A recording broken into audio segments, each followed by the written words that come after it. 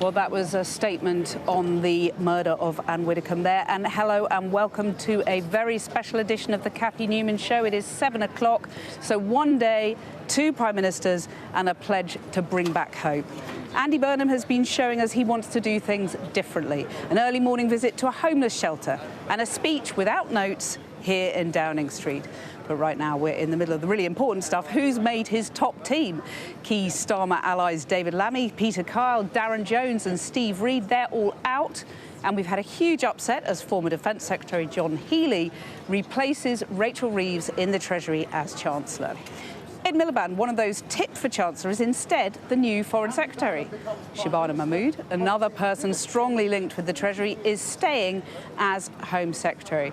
So let's bring in our political editor, Beth Rigby, who's here. Beth, quite the comings and goings, right? Yeah, and actually, whilst that statement was being made on Anne Widdecombe, Angela Rayner walked into number 10, and it's widely expected she'll be coming back to a big job, talk about whether she goes to housing, education, health. We've got Lisa Nandy in there at the moment, Yvette Cooper.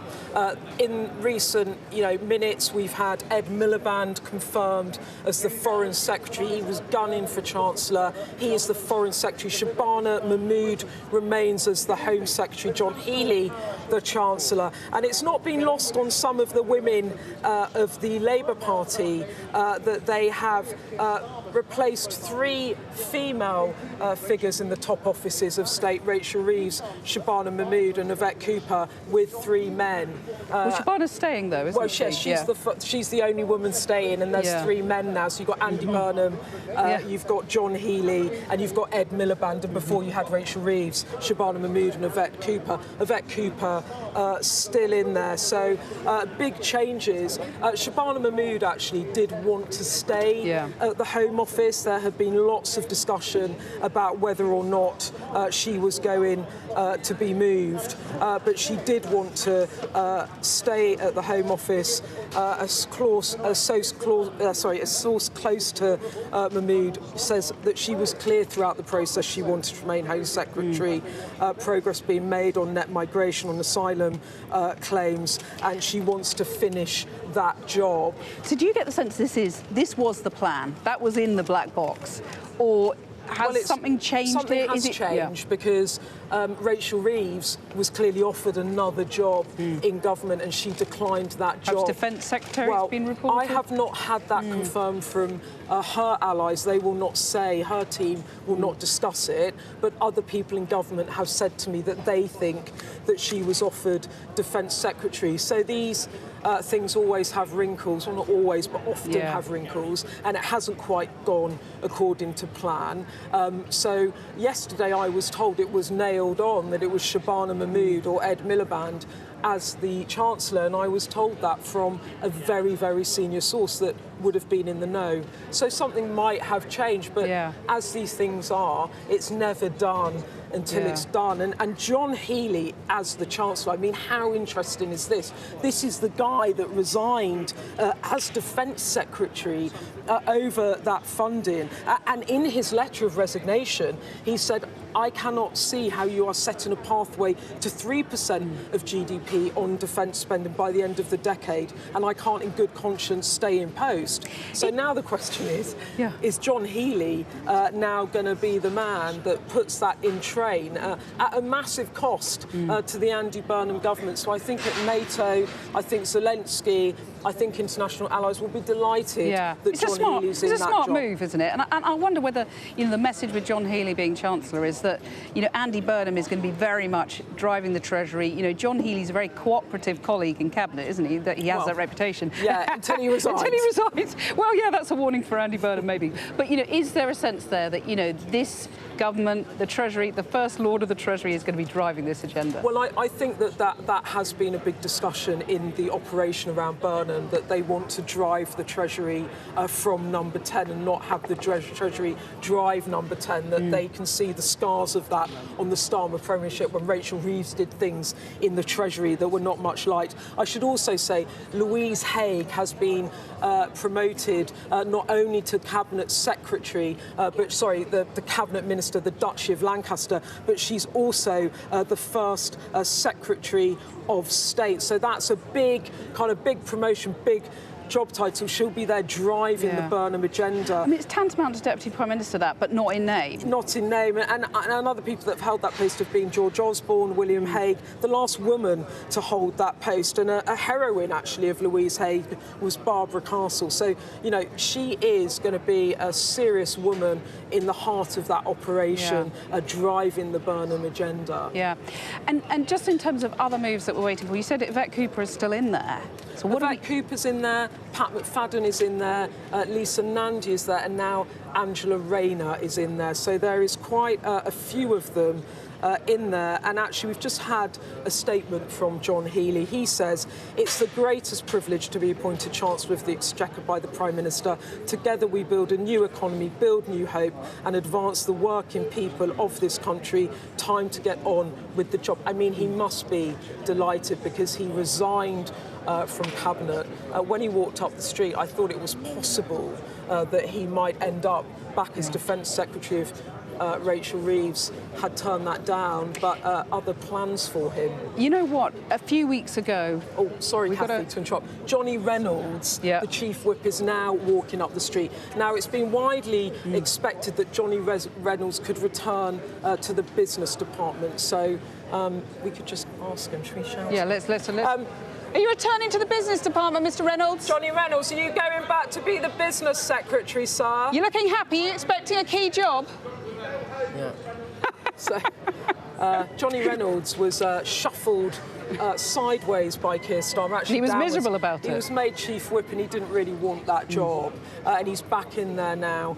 So actually, there is some continuity, Keir Starmer, in this administration. Not a lot, though, is there? Well, you've got Pat McFadden, you've got Yvette Cooper, you've got Shabana, Mahmood, you've got Ed Miliband, and you've got Lisa Nandy. These were all people in Keir Starmer's cabinet, but you are right in that I think there's now, what, 10, 11 people 10, 11 people out of Cabinet: Steve Reid, Liz Kendall, Rachel Reeves, David Lammy, Peter Carr, Lord Hermer, Joe Stevens. For the Welsh Secretary, Darren Jones, Jenny Chapman, Hilary Benn, and Nick Thomas-Symonds also out. So, yeah, it's been quite the cull. Well, Beth, we'll come back to you as soon as you have more and, you know, watch the comings and goings. But thank you very much for now.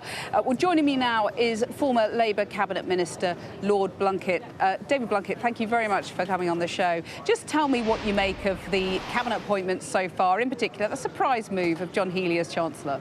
Well, I think that Andy Burnham's stamping his authority on the Cabinet and on the future of the government, and I hope that people who may have little bits of gripes about the top jobs will just recall that two very powerful women are now back in. That's Louise Haigh that Beth was talking about, and of course Angela Rayner. So I think the balance will be fine. I think that the drive will be evident within days and weeks. And I think that Andy's going to be saying, look, to everybody, your job's on the line. Either you deliver now and you use the creativity and innovation that I'm prepared to release and let you have, or you'll be out. So I think the message is very clear. John Healey represents and lives in a seat in South Yorkshire, not very far from me. I like the guy very much. He's quiet, unassuming, and he delivers. And he, as he's shown when he resigned from the Defence Secretary's job, he has values and he has integrity. How difficult will it be, do you think, though, to keep the, you know, the unity of the party? You know, Andy Burnham was very clear he wanted to do that, but a lot of Starmerites have left. There's been a little bit of griping and grouching, as you've alluded to. How much of a challenge is that going to be now? It's always going to be. It's a painful, it's a brutal business. And people who are out are going to be licking their wounds and feeling very aggrieved. I think some of them knew it was going to happen.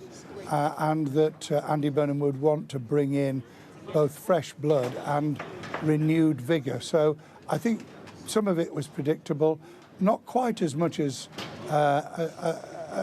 people might have expected. So here we go. It's going to be 2.5 years of a roller coaster of a ride, Cathy. And I just want to say to people, everybody of goodwill who wants this country to succeed will want Andy Burnham and his new team to succeed, because without it, we're frankly down the pan. Well, that's a brutal warning. But David, you talk about 2.5 years roller coaster ride. I mean, when you look at what Andy Burnham was promising in his speech this morning, the biggest change in 40 years, a remaking of the political and economic model, huge promises, and he's flagging, you know, big changes on social care, cost of living, biggest council house building programme since the war. This is huge. How can he sustain that for 2.5 years without going to the country? Well, he can sustain it because he has the majority, a massive majority in Parliament, and we don't have a presidency, so there's no precedent or reason why he should go to the country until he has to.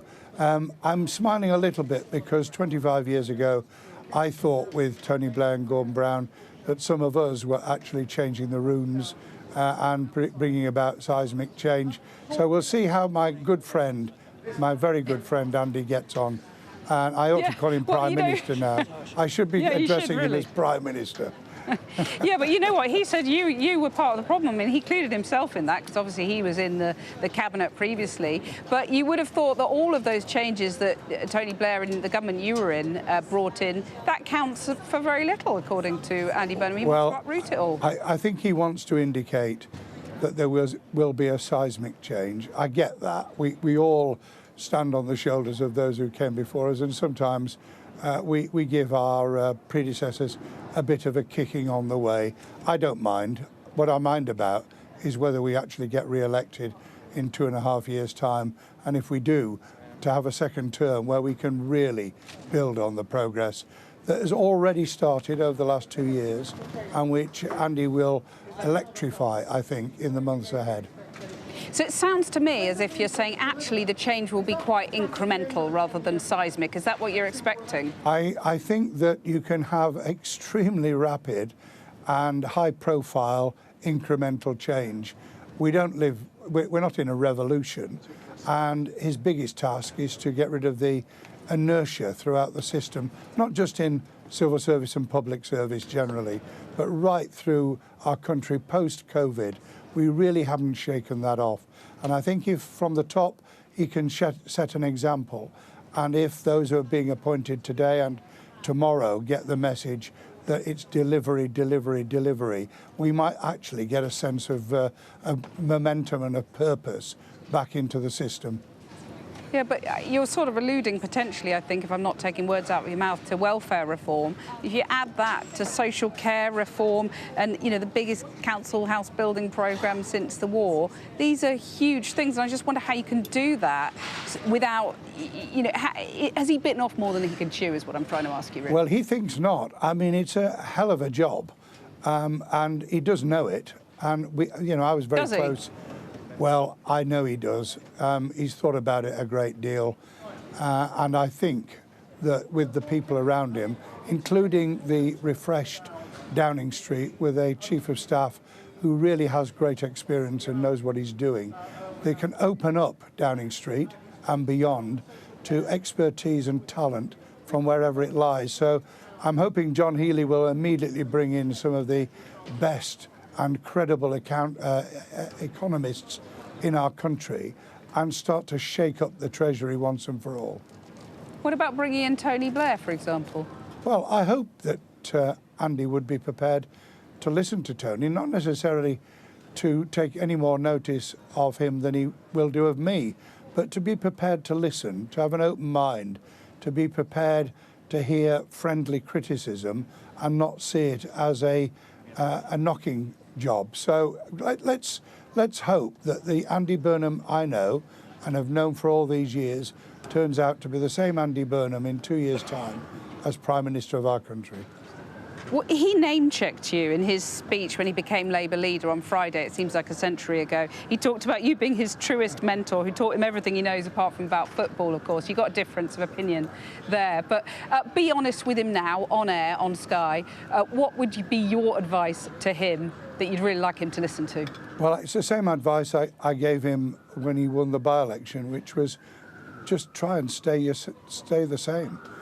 His values of family and community, of building from the bottom, of a communitarianism, which I'm very warm to, gives me hope that he'll be able to do it. And what he will need is the backing of all of us. So whether people are upset, whether they're licking their wounds tomorrow and thereafter, all of us got to try and be there helping him to do the job in the way that we want.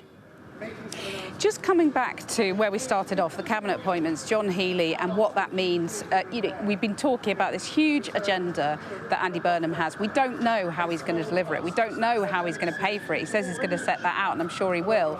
But it's quite clear, isn't it, that there are significant tax rises coming down the track, not least to pay for social care, but also obviously there's defence spending as well. Do you back the kind of wealth taxes, the land taxes that have been floated by aides of Andy Burnham? Well, some of those have been floating from University College London and the New Economics Foundation actually have to admit that their ideas would take years to actually bring into fruition, even if they were politically acceptable. So what Andy and John Healey and colleagues have now got to do is to take the best expert advice on how we can redeploy what we've got and how we can raise resources that don't hit people in their pockets and don't spook the markets. If it were easy, any fool could do it. It isn't, but it is doable in my book. And I think once he's got people around him and around John Healey who understand the bond markets a lot better than some traditional Treasury civil servants, we might actually see that those bond markets want the clarity, the certainty, the energy, the drive, the commitment to growth and economic activity, and they'll respond to it. What does John Healey know about the bond markets? Well, he was, of course, in the Treasury team years ago. Years ago? Yeah, but he knows one thing, and that's absolutely clear, and he did it as Defence Secretary, which was to draw people in and to listen. And somebody the other day said to me, well, so-and-so doesn't know anything about economics, so they didn't ought to be in that job. And I said to them, it's not being an economist. It's not even having, as we've seen with Rachel, God bless her, having been in the Bank of England as an employee. It's actually knowing how to bring people in who can shake the tree, who can actually challenge Treasury orthodoxy. The only thing that Liz Truss was right about was the need to put a rocket booster under the Treasury. I hope John will do it.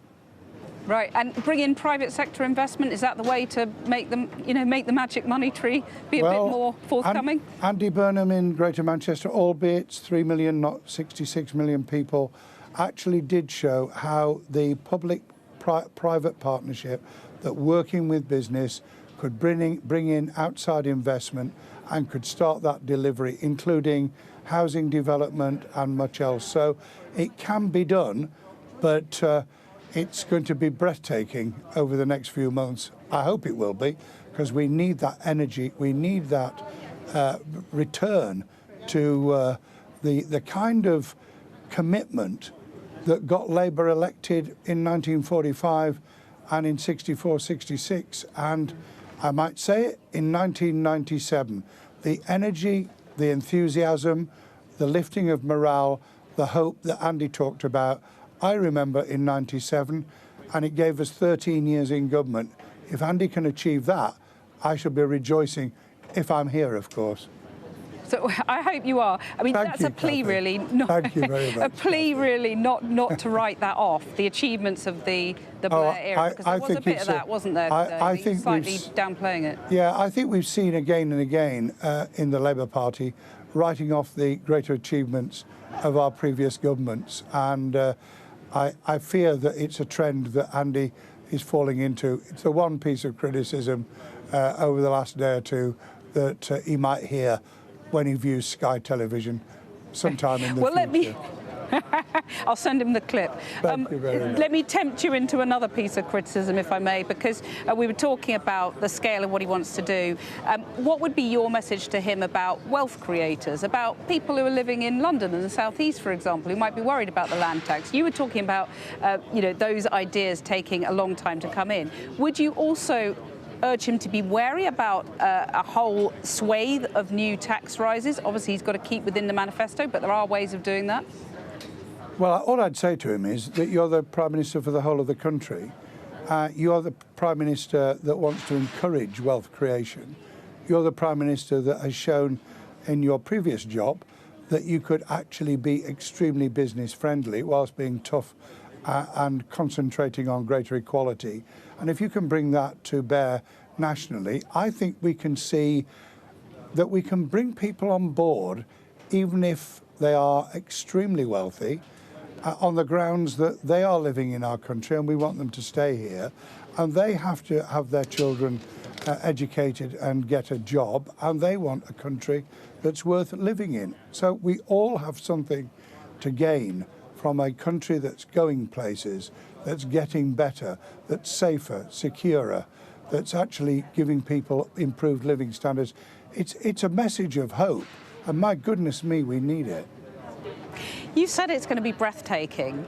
If his plan starts to bear fruit, and reform are falling in the polls at the moment, if that starts to accelerate, do you think he should consider an earlier election than 2029 when he's obliged to have one? Well, he might not take all that much notice of me, even though people think he does. I wouldn't do that. I would wait until you've demonstrated that you can do the job well, that you can deliver, that the government's on a roll. And at that point, you ask the general electorate to go with you, to give you another chance for a second term. I think anybody who wants him to go early wants him to lose.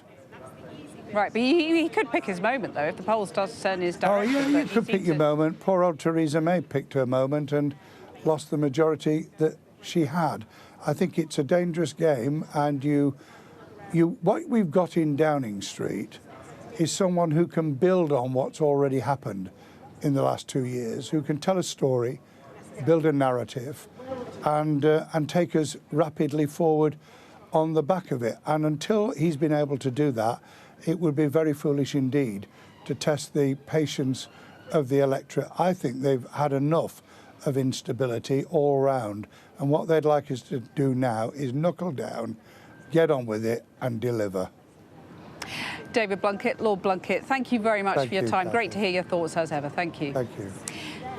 Well, we don't have a sofa in Downing Street today, but we do have a sofa duo, former Conservative Minister Lord Ed Vaizey, Labour peer Baroness Ayesha Hazarika, and we have Sam Coates standing in here as well, watching all the comings and goings. So we're going to go to you first, Sam. I hadn't actually seen you were right beside me. Sorry about that. So what have we learned since I was interviewing David Blunkett? I haven't been able to keep my eye on the door. What's happened? Well, if you keep an eye on the screen, you should be able to see one of the arrivals in Downing Street just now. That's another one of the powerful northern ladies that Andy Burnham referred to when he won the Makerfield election. Going into the door behind me, that's Annalise Midgley. She's the MP for Knowsley. She could be in line for a job like Chief Whip or Party Chairman, something like that. She's clearly got one of the senior jobs in this cabinet. She's in, I think, roughly the first 8 of the people to walk through the big black door behind me. There you can see her there with a jacket and tie. Veteran fixer of the Labour Party. She's only been an MP since 2024, but she knows the internal workings of the Labour Party because she worked in Jeremy Corbyn's office. She worked for Unite the Union, which is obviously a big power player, and for Len McCluskey during those Corbyn years. She worked at Labour HQ and she worked in Keir Starmer's office. So she is in there. At the moment, the kind of great big number 10 washing machine has got a whole load of people in there waiting to see I love that image. Who gets spat out Have they with put the jobs. conditioner in? That's always my question. Some people might be coming out a bit crinkly. Maybe Ed Miliband, he would deny that. He looked very happy coming out here. Yes, he's well practiced. Interesting, let's start with Ed Miliband, Foreign Secretary. Wonder how the special relationship that he has to shoulder a lot of the burden of will go. I think they weren't terribly keen on him getting the job of Chancellor, particularly given Donald Trump's views on things like drilling in the North Sea. Wonder how they'll feel now that he's the sort of spear carrier, message carrier for Britain's foreign policy in the world, dealing with things like climate change, which again could bring him into sort of kinetic contact with the US. There's also the special relationship with his brother as well, of course, who was potentially tipped for a comeback. And never say, oh look, we've got another one. If we could take the cameras around, you can see one Bridget Phillipson walking up Downing Street. There she is, a smile on her lips, I think I can see. Are you staying at education, Bridget Phillipson? You look happy. Have you kept the job that you're in? No answer there from Bridget Phillipson going through the door. She really wanted to stay, but she didn't know Andy Burnham particularly well, and she was a Starmer loyalist. And we look at the kind of cull, which I think is about 10 or 11 at the moment. If you're a Starmer loyalist, keeping count, keeping a rough count, roughly the number of fingers I've got, but not exactly, then you would know that just being a Starmerite did actually mean that some people were marked people. But we don't know a lot of the positions in there. You've got Johnny Reynolds, who I think wants to go back to the business department, maybe with some additional add-ons. You've got Lisa Nandy in there. We don't know what she's going to come out with. She was the culture secretary, but she's gone in the first third. So does that mean that she gets a job in the first third, or do they just bulk up the culture department and add on AI and technology and increase it that way? To, but I mean, she's a big Burnhamite, you know, before a lot of people were, isn't she? Yeah, and here's one of the things that I'm looking at when you're trying to analyse the cabinet. How many friends of Andy Burnham get good jobs? Angela Rayner, another one to go in. Yeah. Because by my reckoning, and here is another friend of Andy Burnham, is Lucy Powell, the Manchester Central MP. She's expecting a big job, isn't she? Who is expecting a big job, but she's in at number 9, which isn't necessarily a big position. Yeah. He's doled out First Secretary of State to Louise Haigh. Could she get Deputy Prime Minister? There she is waving. Let's give her a wave back. We're always friendly on Sky News. We love her coming on air. Are you happy? Are you happy, Lucy Powell? Do you wish you were in earlier? Do you wish you got a bigger job? It's a good smile, but have you got the kind of scale of job you wanted? Have you got Bridget's job?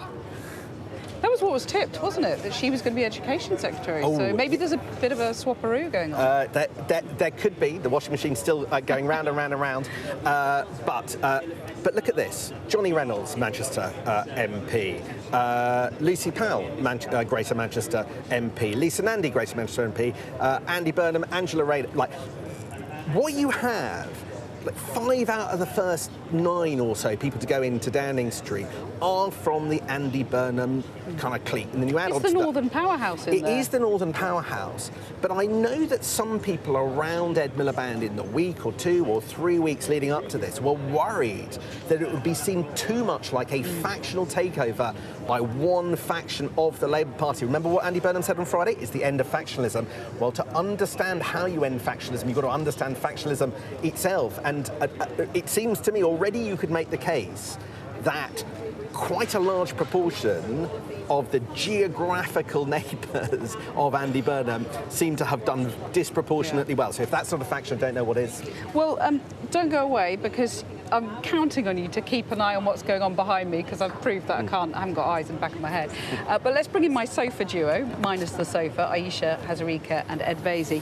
Aisha, just reflecting on, I hope you could hear the interview with David Blunkett, maybe you couldn't, I'll summarise some of that, but just reflect on some of these changes we're seeing that Sam's been discussing. What's your take? Well, you've mentioned the washing machine. I'm going to take the analogy even further in terms of the spin cycle. You know, we've been in this absolute frenzy of speculation. Is it going to be Shabana Mahmood? Is it going to be Ed Miliband? And then the theatre of the announcement being John Healey. I've just hot-footed it over from the House of Lords. I was cooped up in the room of a very senior, eminent member of the Labour Party with quite a few grandees. Our jaws hit the floor when that announcement came. I mean, that was a real piece of theatre, because, you know, we've all been speculating wildly. I will give dues to John Craig, who on my radio show on Saturday night did say, do you know what, everybody? It could actually be John Healey. Can I just say that I said to your good friend Harriet Harman, who's on our show later, a few weeks ago, I reckon it could be John Healey for Chancellor, and she laughed at me. So I'm feeling quite smug. I have to say, it was a great moment of theatre, and I think that is a very interesting look. There'll be a lot of kind of trying to work out what's happened behind the scenes, but some people are speculating, look, maybe it was that the inner core around Andy Burnham got fed up with all the briefing because they don't want to have that kind of operation, and so maybe that sort of coloured their view. But whatever it is, that announcement, which was a huge shock, but it's gone down very, very well. It's gone down very well. John Healey is really well respected. He's respected across the different families and tribes of the Labour Party. Of course, the defence thing is very important. You know, his resignation was a very big moment. So I think that was a real piece of theatre, and I think that's really worked for them. I was speaking to David Blunkett just a minute ago. I hope you could hear, but just to sum up, he said it's going to be breathtaking. He was, but he also cautioned against sort of overclaiming, because Andy Burnham went in there, did a speech saying this is going to be the biggest change in 40 years, sort of sweeping away the whole political and economic settlement that successive governments, including Conservative governments, have put in place. Is he over-promising, and inevitably, yet again, he will be doomed to underdeliver? I suspect that's probably the case. I mean, it's very hard to gauge on a day like this. It's a beautiful summer's day, the buzz in Downing Street, the press, the world's press even, and everyone loves a reshuffle. At least us Westminster political nerds love a reshuffle. So today is not the day to kind of evaluate that. He said judge him in 6 months or 12 months. We'll see whether he's kind of been bogged down in the quagmire of politics, and I suspect he will be. You know, I suspect some disappointments. Louise Haigh, I don't think will get a free pass from His Majesty's press. I think she will be got at quite soon. I think the John Healey appointment was a clever appointment. It wasn't necessarily, it was a sort of Houdini act, because he was stuck between the Scylla of Ed Miliband and the Charybdis of Shabana Mahmood, and he got out by appointing John Healey.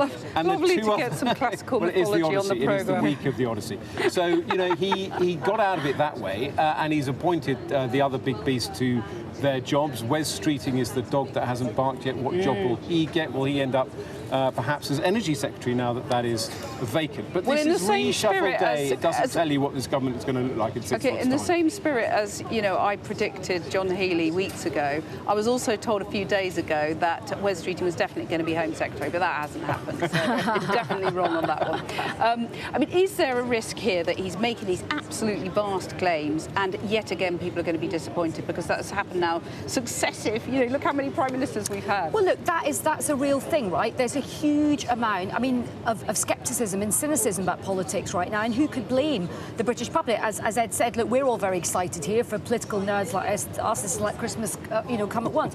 For the poor public, they're like, really, are you serious? Another prime minister, the 7th prime minister in 10 years, the 5th prime minister since the Ukrainian invasion. People are pretty cynical about people doing the hopey-changey speech at the front of Downing Street. They want to see, you know, Andy Burnham, like all other prime ministers, will not be judged on the rhetoric of what happened here a few hours ago. He'll be judged on the reality of what he actually delivers and whether people can actually feel it. Well, and Sam, there's going to be a welter of announcements, we're promised, starting tomorrow. Is he going to kind of flood the zone, you know, quite a Trump style, actually? Is that what's going to happen? I think that what's going to happen is we've got a 10-day block of big bang announcements that'll take us all the way up to July the 31st.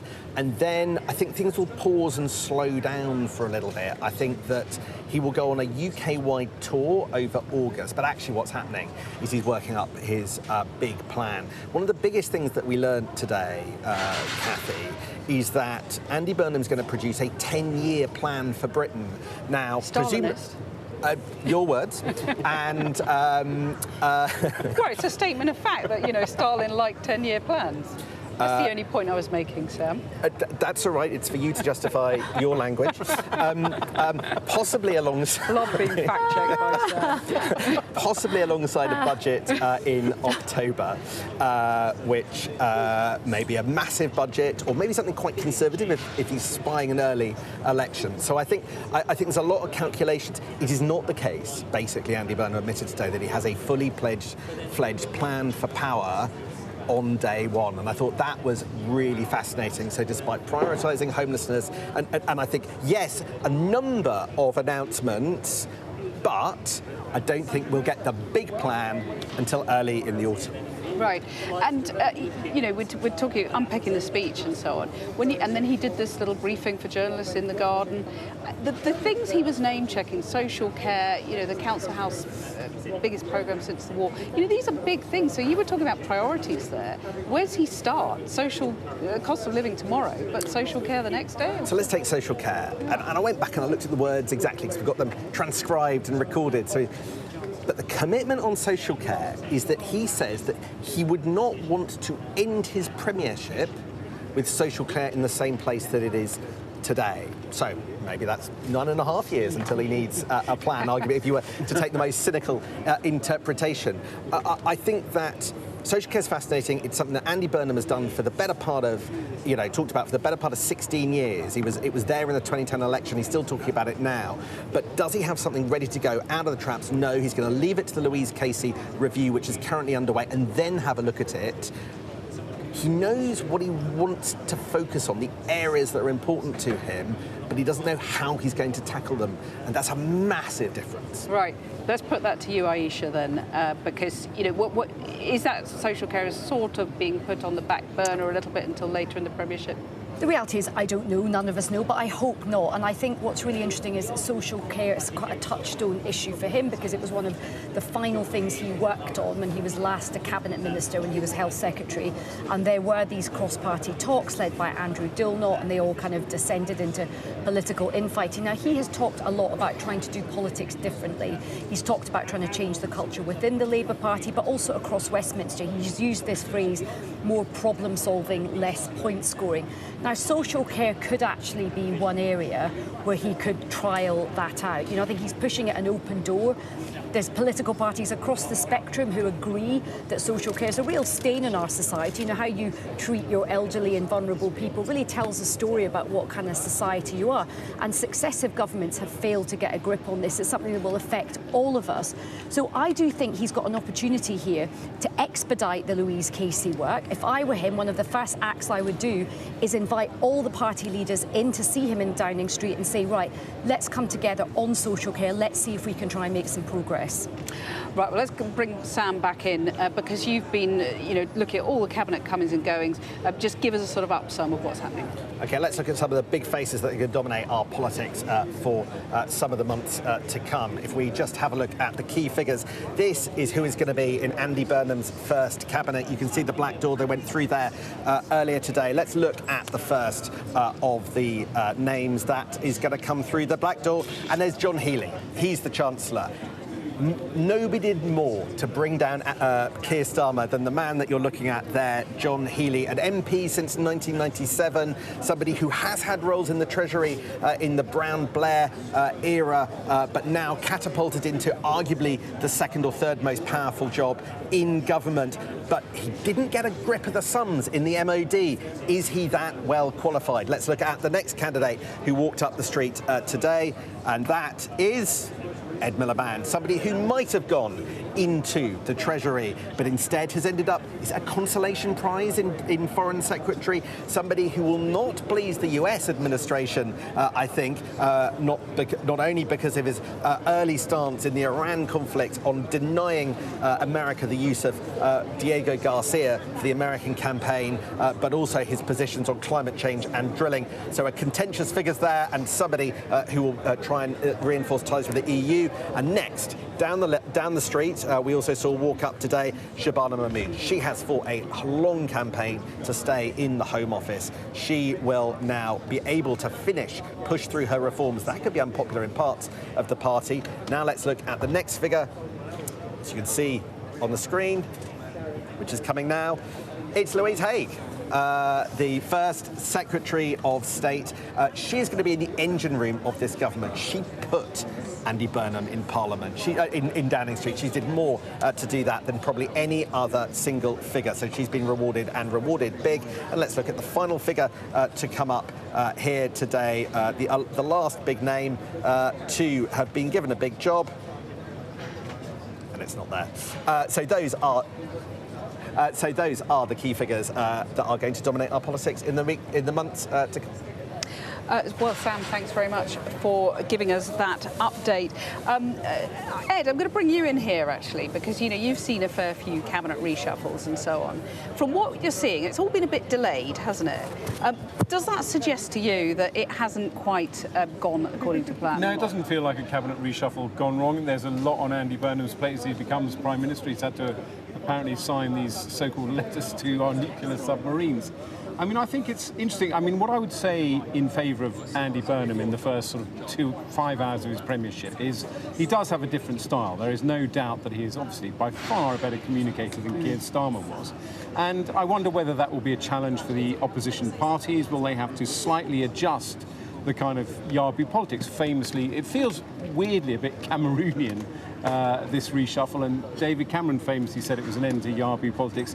That did not last very long, so normal politics will resume. Also, without wishing to get myself into trouble, announcing that you're going to end rough sleeping... That's a nice little duo, isn't Well, it? they're going towards the Maybe Foreign they're Office, next on my but- sofa. They're going towards the Foreign Office and the Treasury and DCMS. Well, who Could knows? be one then? of three. If they're lucky, it'll be DCMS. So finish your thought. To announce you're ending rough sleeping, you can't object to that. But the whole country is dying for growth. This country is becoming poorer and more irrelevant with every day that passes. So it doesn't seem, rough sleeping is an important issue, but it's not like the first announcement you would make, I think, Well, there's as a Prime statement, and we're Minister. going to be speaking to John Bird in a minute, Lord Bird, who founder of the Big Issue, about that. I mean, it was a sort of totemic pledge, wasn't it, Aisha? Yeah, and I think what he's doing today is he's trying to kind of, in a very accelerated way, sort of show the public who he is and tell them a bit of a story about who he is. And rough sleeping, something which is, again, quite a touchstone issue for him, as was Hillsborough. We discussed that last week on your show. He actually gave up a proportion of his salary to, I think, homelessness charity. So that is something he does care about. Everything has to be paid for. This is the key point. And, the theme that's emerged in the sort of interregnum was this kind of throwback to the 70s, as some kind of idyllic decade, not the decade when we went to the IMF cap in hand. So you're going to have to end rough sleeping. That's going to cost money, obviously. They're talking about lowering the tax on the, or raising the tax threshold to take the lowest paid out of income tax. Even reducing their income tax by £100 would cost £5 billion. And there'll be a lot of middle class taxpayers, frankly, who will be saying, well, we're feeling the pinch as well. What about us? You're talking about the cost of social care. You're talking about nationalising the privatised But you know industries. that all of it is about Ed, spending money. of course it is. And there is nothing about Well, actually, growth. let me just interject also, because David Blunkett was sounding the alarm for, he's got to be a Prime Minister for the whole of the United Kingdom.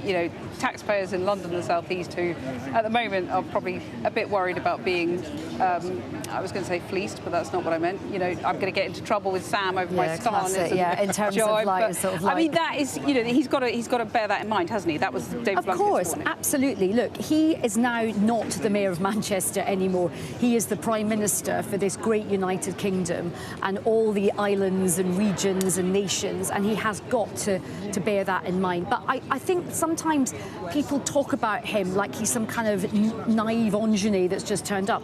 He got elected 25 years ago. He's probably in some ways had more preparation than most other Prime Ministers. But when he says, I'm going to end rough sleeping, I'm going to fix social care, I'm going to do council house building that no one's ever done since the war. Well, you have to come in with aspirations, Cathy, right? If he had stood there and gone, do you know what?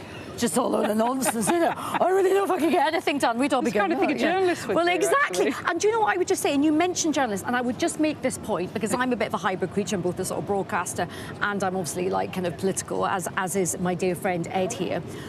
We've had 7 Prime Ministers in 10 years. This is not good for anyone. Whatever you think... It's a bit knackering, isn't it? It's exhausting for all of us. And I think we've all got a responsibility. Let's judge him on what he does, but let's give him a chance. Let's not go, oh, well, it's all rubbish, it's all just totally crap, isn't it, right from the beginning? Which I want. You're the one that's calling him Stalin with his 10-year plan. I mean, that's not a 10-year plan. A 10-year plan. Cathy's now really nervous. A bit Stalinist, is all I was saying. To be Keir honest... Starmer said a decade of national renewal. I mean, that... Boris Stalin said that?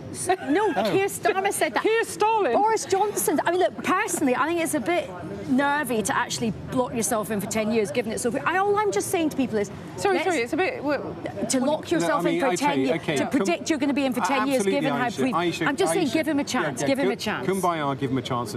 And I thought Stalin did 5-year plans, but let's not go down that rabbit hole. Oh, really? The point is, we're just judging him on what he is saying, and I find it odd. I do agree with you that there may be some momentum in let's do politics differently. And there is the clever point of saying, we've had 7 Prime Ministers, is Larry the Cat going to get to 9 Prime Ministers? This kind of merry-go-round has to stop. So that's fine. And that is, to a certain extent, the challenge for opposition parties. I was thinking, you may think it's completely irrelevant, but I was thinking, how does Kemi Badenoch adjust to this? Does she kind of move her shadow cabinet around? Does she adjust her style at PMQs, which is where she's seen every week? But at the same time, he will have to be judged on his policies. And at the moment, they are a raft of policies that are about spending that are, in my view, a bit like treating Britain as still a very wealthy country where people can afford a large amount of money on big social programmes. But we'll continue this argument because we've got 2 hours tonight in which to continue the argument. Well, actually, we've only got 1 hour 15. Where did that time go? It's like Spain against Argentina. Thank you both very much for now, at least. Well, a commitment to end rough sleeping was the first major policy announcement made by Andy Burnham as Prime Minister. Let's speak to Lord John Bird, founder of The Big Issue magazine. Lord Bird, thank you very much for coming on the show. How long have you known that this was in the offing, and how pleased are you that he's made this such a centrepiece of his new premiership? Well, I didn't know anything about it because I'm not a part of the inner cabinet. I'm a provider. I'm not a politician, even though I'm in the House of Lords. I am really pleased that after 35 years of The Big Issue, which has been campaigning on empty homes and on getting rid of rough sleeping and homelessness and all that, we now have a Prime Minister who's putting it at the top of his agenda. And if he is true to his word and does that, and there are good intentions, he's doing Housing First, which is a brilliant way of supporting people who've fallen into housing, and you give them a wraparound service so that you can then get them out of homelessness and not just put them in a home. Well, John, I thought you might have been briefed about it just simply because I know you worked with Andy Burnham on a similar pledge he made in Manchester. So I just wanted to ask you about Manchester and what was achieved there, because he pledged in 2017 to end rough sleeping in Manchester by 2020, but it's risen 4 years in a row. So if he couldn't do it in Manchester, how do you advise him to do what he couldn't do in Manchester nationally? Well, I mean, that's interesting. To me, if somebody says my target is to get rid of homelessness, if you get rid of 80% of it, brilliant. I mean, what Andy Burnham did in Manchester, I'm talking socially now, I don't really know in the kind of business sense, but I do know that he did an enormous amount of things to make people feel that we could lift our children out of temporary accommodation, we could take in houses that had been void and were empty, and we could do something about helping homeless people off the streets. So in my opinion, he is the right person for the job at the moment. And if he can actually deliver, then the fact that he didn't manage it, because I would say it's impossible to do it in one city. If you're going to do it in a way, you've got to start almost from the beginning and say, we are going to make homelessness something of the past. It is going to cost, though, isn't it? And what would be your advice to him about how he funds it? Because we haven't heard from him about that. Well, I would, to me, I mean, somebody said to me the other day, what would you do if you were Prime Minister of England or Britain or the UK? I forget. Fancy the job? I said, you know, the first thing I'd do is I'd find out what is working and what is not working. What we've got is we spend 95% of our money around poverty. We spend it on keeping people, warehousing people stuck in poverty. So we spend an enormous amount of money on keeping people out of work, keeping people in a situation where they are not going to ever get away from poverty. And so therefore there's an enormous amount of money. We just have to find a way of using that money more constructively. And I think what we really need to do is we need to spend to save. And that is where the Prime Minister is going to run into a load of problems, because you've got a load of Tories going on and you've got the city and all that saying you can't spend to save. Well, if you don't spend to save, then the future is going to look very grim. Is it doable, this pledge, or is it an aspiration that's good to have in your view? I think it's an aspiration. As an ex-homeless person, as an ex-rough sleeper, as an ex-person who came from people, I inherited poverty from my family, domestic violence and all sorts of things like that. People end up on the streets because of domestic violence. They end up on the streets because of breakdowns, because of drink and drugs and all sorts of things. It is a great aspiration. It will be very, very difficult to deliver, because there will always be people falling onto the street. But let's do what they did in Finland. which is whenever anybody sat down in a station like in Helsinki, they picked them up and they took them to a place of safety, and they began the process of enabling them to get back into life. Well, in Finland, since you mentioned that, I know it is a model that that Andy Burnham was looking at in Manchester. They gave rough sleepers a home alongside intensive support to help them as long as they needed. I mean, that is costly, and I guess there's a political controversy about that, isn't there, as well, given the housing shortage in this country? Has he got to just face the critics down on that? Yeah, but when people say, we can't afford it, well, how comes we spend 40% of what the Chancellor of the Exchequer gets on poverty and its collateral damage? That is bigger than any other budget. We spend 40% of the money keeping people in poverty. And what we've got to do, what Burnham's going to have to do, is he's going to have to look at the fact that 50% of people who are stuck, who go to our hospitals and are stuck in illness, come from people who suffer from food poverty. He's going to have to really reinvent the way that government allocates its money, because it does not allocate its money sensibly. Does that involve looking at welfare? Welfare policy? We've got to, in my opinion, we are going to have to separate. We're going to have to take social security, and we're going to have to separate that part which is where people are so desperate they need our help. And then we're going to have a part where we look at the fact, well, the only reason that people are on social security is because they're suffering from something which is curable, whether it's mental health problems, and we're going to have to look at ways in which we can get people back into work. And that is the important thing. That's why we need very, very healthy businesses. That's why we need a very strong Chancellor of Exchequer who's investing in young people so that they themselves can get out of poverty. So you need to do two things. You need to make people more prosperous, and you need to get people stuck in poverty out of poverty. And it's going to be a dog's dinner of a day if he manages to do that. But he's saying he's going to do it, so God bless him. Right, well, John Birt, thank you very much for joining us on the show. Lord Bird, great to hear from you, really appreciate it. Well, in the last few moments, we've heard from the new Chancellor, John Healey, I believe. Let's take that clip now. Oh, we're going to hear from him shortly, but I'll bring you that as soon as we can. But let's speak first now to West Yorkshire Mayor Tracy Brabin, who is obviously an ally and colleague of Andy Burnham. Good evening. Thank you very much for joining us on the show, Tracy. Pleasure. Good to be here, Cathy. You've got your ally in number 10.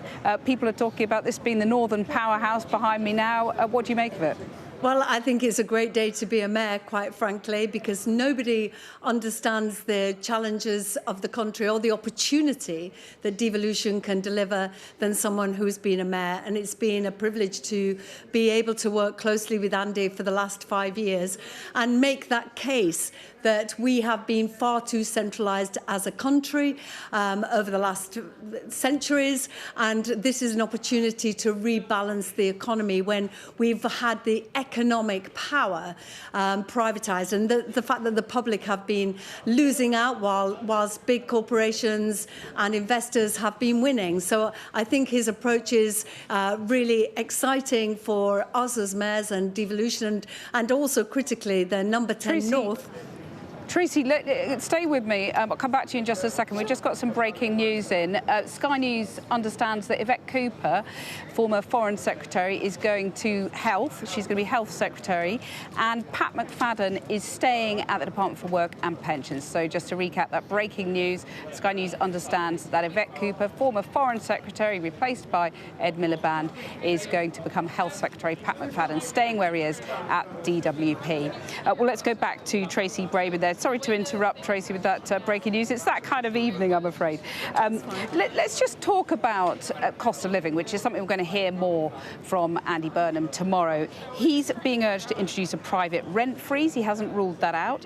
Cap on bus fares, removing green levies on bills. Are you in favour of him doing some kind of big bang announcement on cost of living tomorrow? Well, I think there's definitely going to be a big bang, because I don't think he's going to do things in half measures. He wants to make a difference, and he knows he's 3 years to do that, and that the public are absolutely impatient for change and to feel a difference in their lives. But if I may say, I am delighted to see Yvette go to health. I think she'll be an exceptional innovator and really be able to deliver those changes that Andy also wants to see when it comes to devolution. And he was talking about living well, and that mayors having greater responsibilities around health and well-being. And I really do believe that Yvette will be a great champion for that. But you're absolutely right to talk about the cost of living. And I think nobody spoke more powerfully than John Bird about poverty. And one of the things that mayors can be really helpful with is particularly around transport. So we are franchising our bus network, the Weaver network in West Yorkshire. We're going to be building a tram to connect Leeds and Bradford, and to ensure that people can get around, but also to drive down those costs of transport so people can get to jobs and get skilled up and get to opportunities.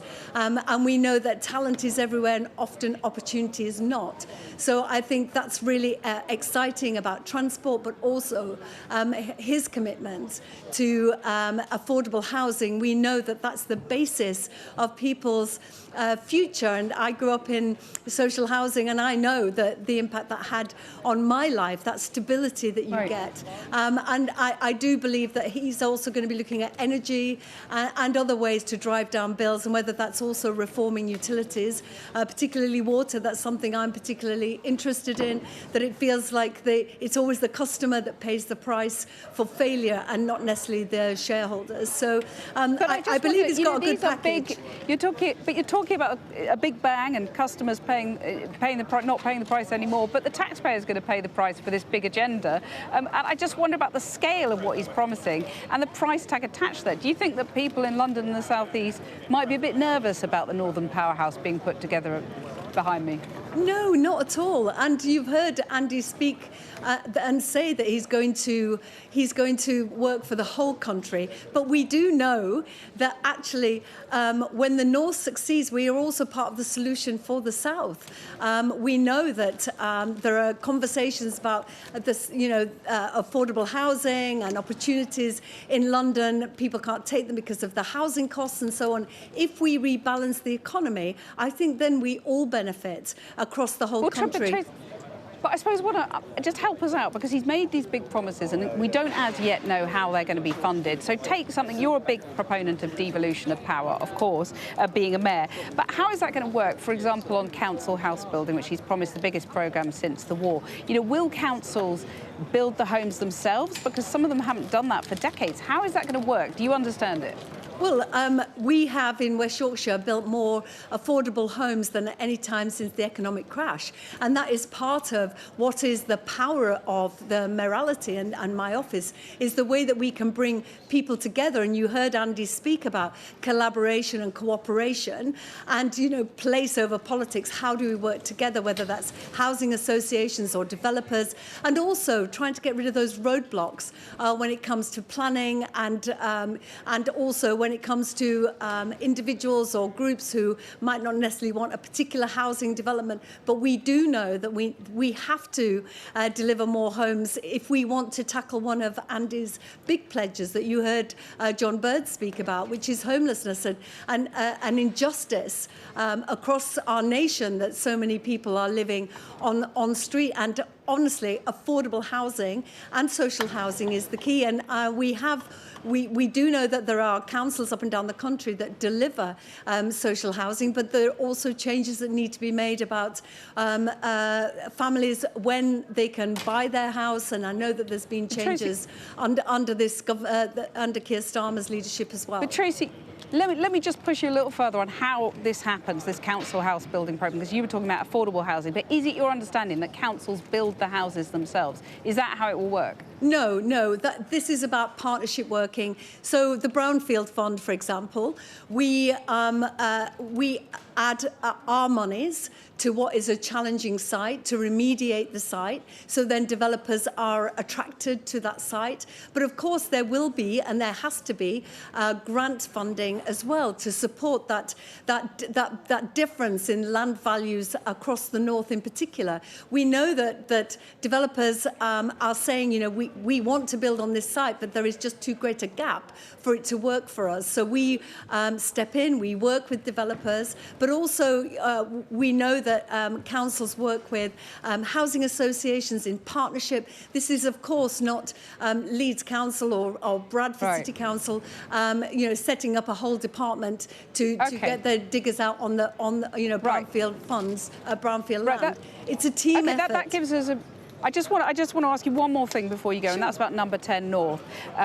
Is your understanding, again, you've clarified on council house building, but is your understanding that proper decisions are taken in number 10 North, or is it civil servants from London popping on the train, going up to number 10 North and coming back here? Is it a genuine shift of gravity?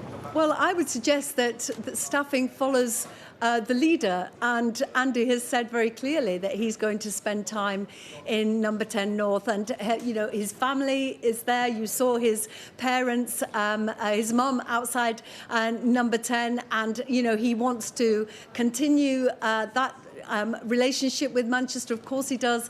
And Bev Craig will be hopefully the mayor of Greater Manchester. And you know, we've had conversations about how we can be supportive in West Yorkshire of that opportunity. And I would just gently say as well to Andy and his team, we are very experienced in Leeds hosting national organisations like the Wealth Fund and the Bank of England. So we stand ready to play our part in number 10 North. Nice pitch, Tracy. I'll let you go. Thank you very much for joining us. My pleasure. Tracy Braven there, an old ally of Andy Burnham, a fellow mayor. Not a mayor anymore, Andy Burnham. Maybe I should have asked if she becomes Prime Minister next. Well, it's just gone 8 o'clock. We're in the middle of a specially extended edition of the Cathy Newman Show on the day Keir Starmer departed and Andy Burnham took the keys to number 10 Downing Street. The new man at the top of government wasted no time in making his intentions known, pledging to rise to the challenge, accepting we have not been good enough, and appointing the former Defence Secretary, John Healey, as his Chancellor. The two people who had been tipped for that role do get senior positions. Ed Miliband is the new Foreign Secretary, and Shabana Mahmood remains as Home Secretary. And in the last few minutes, we've had more posts being filled. Now, as you can see, I was calling them a sofa duo, there's no sofa, so we're calling them a pavement pair here. Former, or street sources perhaps, Conservative Minister Lord Ed Vaizey and Labour peer Baroness Aisha Hazarika. Let's first speak to our chief political correspondent, John Craig. John, bring us up to speed. Well, let's talk about this stunning demotion for Yvette Cooper. I mean, she was talked about as a possible Chancellor, and now she's got Department of Health. Not great, is it, when you've been Foreign Secretary? Well, it's a very important role, John. That's what Aisha was accusing me of being cynical. I'm going to make the same That's what number 10 are saying, that she's... the PM has asked her to be responsible for continuing to make progress in NHS waiting lists and driving social care reform. Now, in fairness, of course, that's something that the new Prime Minister has talked about, and that is a big task. Yeah. I mean, he's talked big task and top priority. And he's talked very movingly about the fact that on Friday, his father's got Alzheimer's. Today, in a Times interview, he talked about his father being in a care home. His father's got dementia so badly, it's sadly, he doesn't even know his son's become Prime Minister. Tragic. Although his mum was there, wasn't she? Yes. Pat McFadden, well, the PM has apparently been impressed with his plans to channel young people into work, apprenticeships and education, and they've talked about reforming welfare and giving struggling young people the opportunities they need to get on and into work. I think Pat McFadden staying where he is probably not a surprise, because he is embarking on this big challenge, aided by the former Labour Cabinet Minister Alan Milburn, to get younger people off benefits and into work or training. That's a big task. But it does show, Andy Burnham said previously a few weeks ago that he wasn't going to be squeamish about welfare reform, and it does suggest that he means what he says on that. Yes, but of course, Keir Starmer came a cropper, didn't he, with a big rebellion. I mean, I'm still stunned by the brutal cull of all the Starmer loyalists. Whatever happened to that pledge on Friday to end factionalism? And I've got 11 on my list here. Kyle Lammy, Herma Reeves, Nick Thomas-Symonds, Ben, Reid, Stevens, Kendall, Darren Jones, Jenny Chapman. It's interesting because I was speaking to David Blunkett about the Starmerites, and he was making an appeal to the party. Basically, it's going to be a roller coaster. It's going to be breathtaking, but you've got to get on board. Yeah, I think the John Healey appointment's quite a canny one, actually. I've known John Healey since the early 1980s. He was a journalist, did you know that? He edited the House magazine in Parliament. Yeah. And I can reveal, we stood on a picket line together in the early 80s. When very bad for your cred. Stalwarts of the parliamentary branch of the National Union of Journalists. And there was a dispute, the Dimbleby group of newspapers in southwest London, and the NUJ had a rota, and it was our turn one day. Anyway, he went off to work for the TUC, became an MP, has worked in the Treasury, a couple of Treasury jobs, stayed on the front bench through the Corbyn years, but he really impressed as Defence Secretary, and then came that bombshell resignation, which probably not more than anything, but was one of the key factors that led to Sir Keir Starmer's demise. And clearly the new Prime Minister said, well, you wanted more defence spending, you find the money. The other thing about John Healey, of course, second Healey to be Defence Secretary and then Chancellor under a Labour government, Dennis Healey. No relation. Such good trivia. No relation. Yeah, if it's trivia, that was going to be my follow-up. Yeah, yeah. I mean, we get substance from you, but we also get great pub quiz answers, don't we? Okay, yeah, right, okay.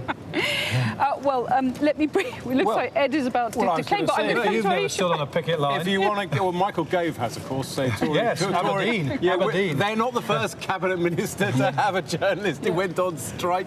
But of course, I was just going to put, facetiously, of course, the last Healey that was Chancellor had to go cap in hand to the IMF. He was a Chancellor in the 70s where spending was out of control. Is history going to repeat were itself? dominant. So if you want to send a signal to the pub quiz teams around the country, that's what you make a Healey Chancellor. And the other interesting thing about John Healey is, again, that sort of northern sort of powerhouse thing. Doncaster is very germane. Ed Miliband's seat is in Doncaster. John Healey's is in that sort of Rotherham area. That Rotherham, that Yorkshire. That's a very interesting sort of new kind of power nexus. The Yorkshire Mafia. Yeah, absolutely. Yeah. Do you know just to say, do you know who, I'm just thinking actually, talking about who's been in and out and who's been sacked and who's been appointed. One person we have not seen this afternoon or this evening, who we talked about a lot, Wes Streeting. I said that earlier. Can I just say you weren't watching the show because we had that. Yeah. Right. And also you'll also know that I tipped John Healey for Chancellor before you did. Oh, right, no, I did it before. Okay. We're not that we're petty or anything. No. But we are in pub quizzes. It shows how good we are, doesn't it? I'm better than you. No, anyway. Aisha, I want to get your thoughts, because we're being a bit childish here, on what John described as a stunning demotion for Yvette Cooper. What do you make of that? Well, I've probably kind of come down on the side that you were on in that little discussion. Look, I think, given that, there was every possibility that maybe Yvette Cooper might have sort of not had a cabinet MC, health is an incredibly important part. Just think of all the issues we've been dealing with recently, the maternity scandal, infected blood. There's so many kind of injustices around health, and if you're sort of a Labour person, health inequalities are incredibly important. And as you mentioned, social care clearly is going to be a very big centrepiece of this Andy Burnham government. So I think she will not see it as a demotion. I'm sure she'll be raring to get going. Well, we'll have more on that later, but for generations, political leaders have paused right here before walking through that door as Prime Minister for the first time. And they've made promises we can then judge them all on. So in that spirit, here is the key moment from Andy Burnham's speech on the way in. We will make this moment a circuit breaker for Britain, bringing forward the biggest changes in the last 40 years. A new political model and a new economic model. Well, this is no Ming Bar strategy. This is big stuff, huge change, massive pledges, and potentially a giant hostage to fortune. I've been reviewing the commitments made by his predecessors and how they fared, starting with this guy. End the era of noisy performance, tread more lightly on your lives, and unite our country. That was just 2 years ago, and politics didn't tread more lightly on our lives, let's face it. In fact, after U-turn after U-turn, cabinet resignation after resignation, it was rarely noisier.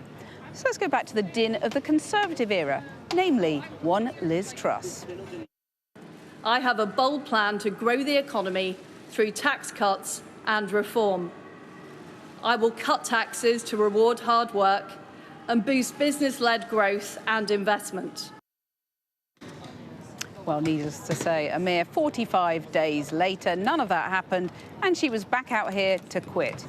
Burnham's ambition is no less radical, but his first test is to outlast both Truss and the hapless lettuce. So here's someone who put in a shift or three in the building behind me. And it will be a government that seeks to restore trust in politics in this country, that cleans it up, that decentralises it, that gives people hope once again that politics is and should be always about the service of the public. Well, Tony Blair got a honeymoon of about 6 months, basking in the glory of his record landslide and making Britannia cool again, before the shine came off with a huge controversy over a secret donation from Formula One tycoon Bernie Ecclestone. It didn't stop him winning big again, though. But the Iraq War, 6 years later, shattered trust in Blair forever. Of course, it's impossible to complete this whirlwind tour of all the PMs I've ever known without going back to the first one I can remember, Margaret Thatcher. Where there is discord, may we bring harmony. Where there is error, may we bring truth. Where there is doubt, may we bring faith. And where there is despair, may we bring hope. Given the challenges of running the country, it's perhaps no surprise the Iron Lady resorted to prayer on her way in, drawing inspiration from St Francis of Assisi, a Catholic like the new PM. But the new Prime Minister's diagnosis of where Britain has gone wrong goes right back to what he sees as the divisions and despair that began in Thatcher's 11 long years in the top job. His task now is to begin the process of unpicking her legacy as he sees it. He wants 10 years, so how long has he got? Well, I was here in Downing Street earlier as today's drama unfolded. We're on our way into Downing Street. The old Prime Minister has gone. The new Prime Minister is seeing the King and will arrive shortly. And look, this is the queue of people waiting to get in. Lots of journalists wanting to cover the start of the new regime. Here it is. Oh, we've got to get in there. Queue's moving fast now. I mean, you made this happen. Do you feel like a little sort of pride in this moment of history? It's not me, it's a team effort. But yes, I feel proud, and I hope that it's an exciting moment for Andy and for the Labour Party and the country. I'll let you get in there. Thanks so much.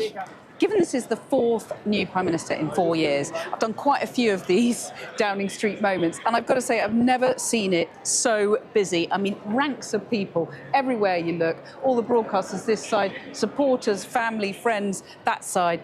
Absolute bedlam here. So here he comes, the new Prime Minister, fresh from kissing of hands with the King, making his way into Downing Street. 7th Prime Minister in a decade. We'll see what he makes of it. We'll soon find out.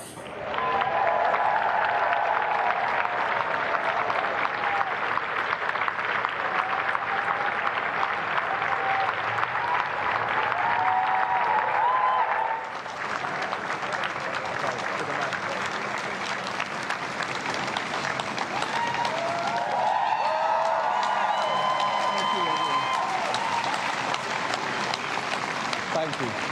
I have just come from Buckingham Palace, where I have accepted His Majesty the King's invitation to form a government.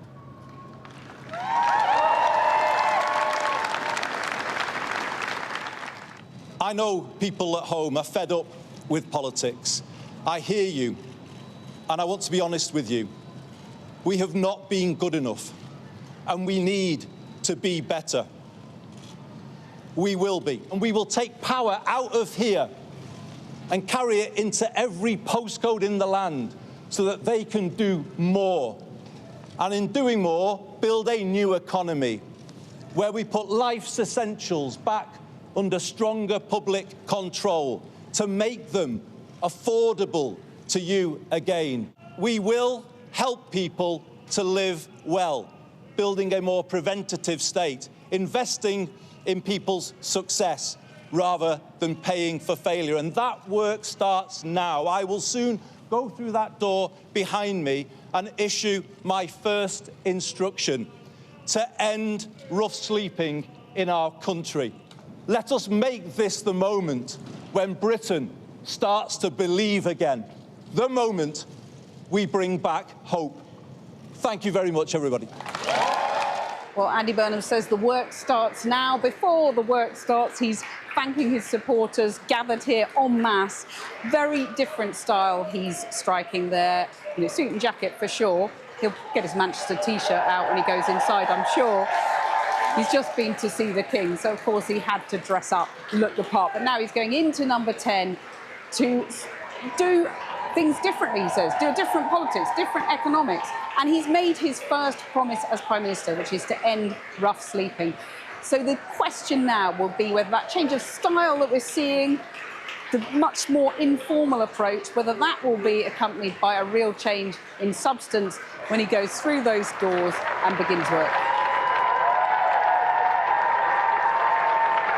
What did you say to him before he went in? Did you have a chance to chat to him? I just said, congratulations, get in there, lads. It's a Scouse thing. Get in there, lad. Yeah, it's a Scouse thing. I thought one of the things he said there, I mean, the Tories and Reform, they're not my cup of tea, but what he said there, let's make it us all trying to work together. I think that's the big thing. And we can have differences. I mean, I've got differences with my mates who support Liverpool, but we can get together. And as a country, we've got to do that. Yes, call things out. That's what politics is about. But in general, we can get together and make this country a better place. I'm all for it. And I think that's what I heard there. Well, let's speak now to Harriet Harman, former Deputy Leader of the Labour Party, Government Advisor on Women and Girls and co-host of the Electoral Dysfunction podcast here on Sky News. Harriet, thanks very much for joining us on the show. Just want to get your reaction first to some of the breaking news we've had on Cabinet appointments. Yvette Cooper seems to have been demoted. Shabana Mahmood was tipped to be promoted to Chancellor. She's staying as Home Secretary. I mean, a lot of the key staff behind the scenes, Chief of Staff, Strategy Director, they're all men. Is the Boys Club back in Downing Street? Well, I think there's a very important woman, first off, which is Louise Haigh, who's been announced as the Chancellor of the Duchy of Lancaster and First Secretary to the Treasury. And I think what both of those titles are is almost like Deputy Prime Minister in all but name. We haven't had the Deputy Prime Minister announced yet. But yes, of course, I think you always have to have a close eye on ensuring that women are moving on to equal terms with men, because, you know, in the past, over many centuries, politics has been dominated by men, and women's arrival into politics is still relatively recent. But seeing his speech today on the steps of Downing Street, I felt what an enormous change it is. I mean, it's another Labour Prime Minister, but it couldn't really feel more different. I mean, he's said he's going to stick with the manifesto, but the whole culture of politics, I think, is going to change, because instead of hearing 14 years of Tory misrule, it's basically things aren't good enough, and we all have to accept as politicians that we haven't been as good as we need to be, and there's going to be partnership rather than point scoring. And I think it's going to be a very different dynamic in politics. Harriet, I was speaking to David Blunkett earlier on the show, and he was saying, you know, he was kind of saying the one criticism he'd have of his friend Andy Burnham is not to write off the Blair years and the Brown years and the previous Labour governments. As someone who served in those administrations, would you concur? Well, I think that basically he's right to say that those areas which were stripped out by deindustrialisation, that despite the Labour government for 13 years, that they still remained as places where those who wanted opportunities, young people, had to leave them to get on. And although the standard of living improved because pensions improved and what was child benefit was increased, and although health services were improved with massive investment and cuts in waiting lists, and education was improved, actually they were still places that felt left behind, and that's what is driving his devolution agenda. And I think it's incontrovertibly true that those places did not get included in the progress that was made, and he's saying that's not good enough. And that's why it's about confidence and hope in every postcode. I thought it was very interesting. He talked about the fact that they were stripped out by deindustrialisation, but they didn't have the power to reimagine their own future. So I think that devolution part of his agenda is very different from the Blair-Brown government, and based on his experience in Greater Manchester. You know, he's done it in Greater Manchester, and he can see how it can build growth and confidence in a region, and he wants to see it in all regions. Yeah, I'll come back to how he pays for this huge agenda in a second, but you were talking there about how he's got to stick to the manifesto. Is there a sense that he's a little bit hemmed in by that manifesto because it is so different, as you've been describing, from his vision? You know, the two, as you said, he and Keir Starmer couldn't be more different in their vision. Well, he was saying he was going to stick to the manifesto. That's what he said. But he feels that even despite that, there's much more that can be done. And certainly, I think he's going to have to... Do you think he is a little bit hemmed in by it? Well, there are commitments on tax, on the basic and higher rate of income tax, on national insurance, and on corporation tax and VAT. And those are commitments. And he also restated again his commitment to the fiscal rules. But I think he believes that aside from that, even irrespective of that, there is a great deal more that he can do. And by the way, I wouldn't think that there's this sort of pecking order idea in government departments, and you mentioned about Yvette Cooper being demoted to health. I mean, she's moved from a foreign policy job to a very central domestic policy job, and I think that's the wrong way to see it. I think she'll make a very good contribution having moved from Foreign Office to health. And it's going to be interesting because Ed Miliband, who's gone from what was a domestic department, which is energy, to the Foreign Office, but actually climate change can really only be delivered internationally. It's a global issue. So I think he will drive the climate change agenda globally. Well, he'll also get up the nose of Donald Trump, though, won't he? Well, I think Donald Trump is getting up the nose of everybody else, quite frankly. And I think that I don't think that Andy Burnham is going to seek conflict with Donald Trump, far from it. You know, he wants to work in partnership.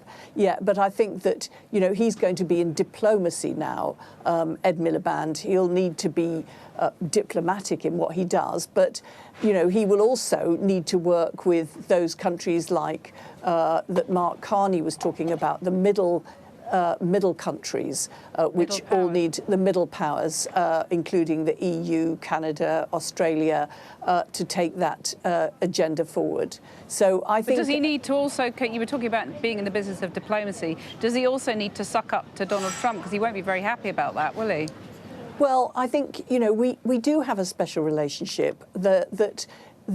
Although the administration is run by Trump, we have a much deeper and broader relationship with the US than any one single president, and including on security, where although they are retreating somewhat from NATO, that our intelligence work is entirely intricately bound up with the US. So I think that, you know, Ed Miliband will be wanting to have as good relationship as possibly can be had with that. And I'm sure Andy Burnham's got confidence that Ed Miliband will do that. And of course, he'll be the second Miliband in that role, his brother David Miliband, previously having been Foreign Secretary. Right. Just coming back to what you were saying about the manifesto and the tax commitments made in it, do you think, in a sense, given the scale of what Andy Burnham wants to do, he says he wants to do, inevitably those manifesto commitments on tax sort of limit they put a lid on the scale of his ambition, really? Well, I don't think so. He hasn't actually made any spending commitments yet. He's given his first instruction, which is about tackling rough sleeping. He says tomorrow he's going to be helping people with the cost of living, and will show how that's going to be paid for. So let's see how that happens. And I think in terms of Harriet, he hasn't made any specific commitments, but in a way that's part of the problem, because he's set out all the ambitions on social care, rough sleeping, council house building, all of these things, cost of living, all of these things have a price tag attached, don't they? And we have no idea how he's going to fund them as yet. Well, he only became Prime Minister this morning, so I think we'll get more idea tomorrow. But I think that he's set out his commitments on housing, on devolution, on rough sleeping. He's talked about education and getting young people into work. And I thought it was interesting. He was saying, I want to take the country forward in a way that I think we all want to see it go forward.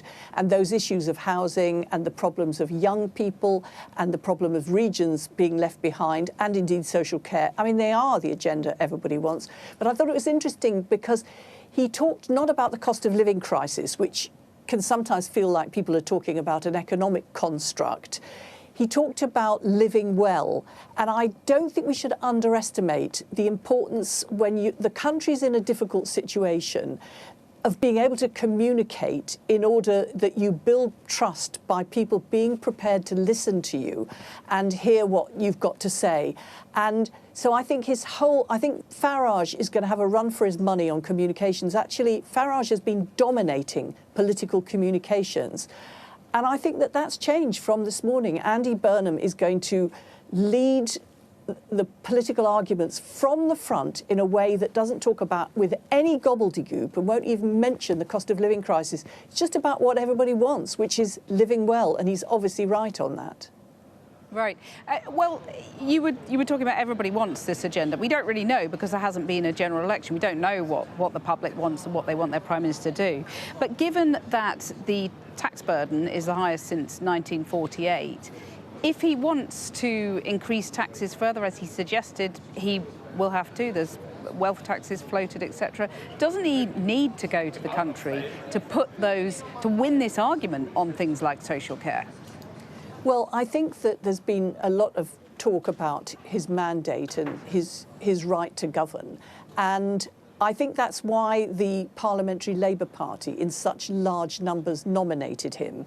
There was nearly 400 members of Parliament. That's 400 constituencies that actually nominated him to be Prime Minister, and that's where he gets his mandate from. It's 400 individuals, and then the 25,000 who voted for him in Makerfield. That's very far from a national mandate, isn't it? Well, they're not individuals. They're members of Parliament representing their constituency. And I think that's why so many MPs wanted to put their name on the nomination papers, because they wanted to say, right, you're going to be our leader. We're going to have confidence in you.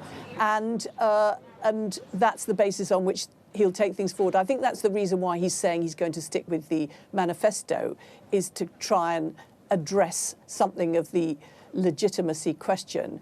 But he's going to win the argument for carrying on by what he does day by day. But you think he's got a mandate to do wealth taxes, to do a land value tax, new property taxes? You think he does have that mandate? He's got a mandate to do whatever he wants that is not explicitly ruled out by the manifesto. And he's only constrained by the manifesto because he's actually said that he's going to stick with it. So I think that he will be thinking of how he's going to finance our commitments on defence, which obviously he's going to solidly back. And I think the people in NATO are going to be well pleased to see John Healey, who clearly so deeply understands the defence agenda.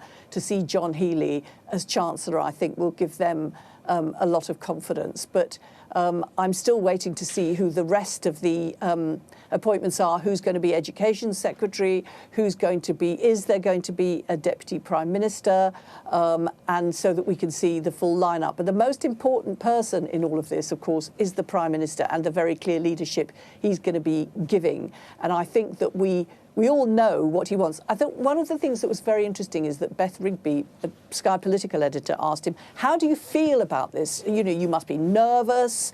Here you are, you just had the Makerfield by-election and suddenly you're Prime Minister. How do you feel about this? And he said, I feel ready. And I think that that was a very strong and confident answer based on his experience, not just when he was previously in government, but his 9 years as Manchester. And he's run for leader twice before, because I think he knows what he wants to do in terms of changing the situation for the better for people in this country. So I think there's a lot of confidence there. But Harriet, far be it from me to be cynical or facetious. I mean, that's never happened in my life. But a lot of people might say, well, he's confident and he's planned because he was manoeuvring behind the scenes and his allies were for quite a long while. And you can see that in some of the bad blood with the Starmerites quitting or being sacked. So, I mean, if you look at Steve Reed, Cabinet Minister, who lost his job, he said, I hope those who did not show loyalty to Keir will now show it to you. It's going to be hard to deal with that bad blood, isn't it? Well, I don't think there should be, because the truth is, Keir Starmer was brought down by three things, I think. Firstly, that he made mistakes. Secondly, he became deeply unpopular. And thirdly, there was a fear amongst Labour MPs of handing the country over to reform. And but unfortunately, there was a bloodless coup, which was led by allies of Andy Burnham. I honestly think that most Labour MPs wanted Keir Starmer to succeed and were disappointed that he didn't.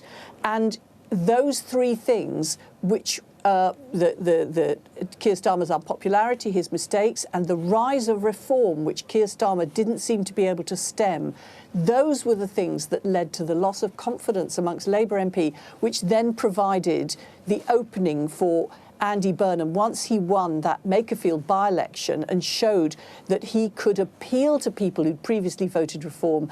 It was that then meant that Labour MPs supported him so overwhelmingly. And I think the idea that he was plotting and manipulating behind the scenes, and that's what brought down Keir Starmer, is completely wrong.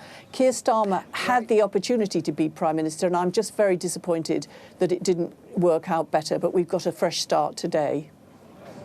Harriet Harman, thank you very much. Baroness Harman, I'll see you on the sofa soon. Well, the new Foreign Secretary, Ed Miliband, has been speaking to journalists in the last few moments. Let's have a look. Hello, Foreign Secretary. Congratulations. You take on a difficult task with a tricky, to put it mildly, tricky international backdrop. It's the honour of my life to have been asked by the Prime Minister to be the Foreign Secretary of our country. My parents came here as Jewish refugees fleeing from the Nazis, and for them Britain provided sanctuary and a beacon of hope in the fight against fascism. At a time when values of democracy, the rule of law and freedom are under threat as never before, I will carry that spirit, their spirit, into my work as Foreign Secretary, and now I'm going to go and get on with the task. And the commitment to Ukraine remains as steadfast as ever, does it, Foreign Secretary?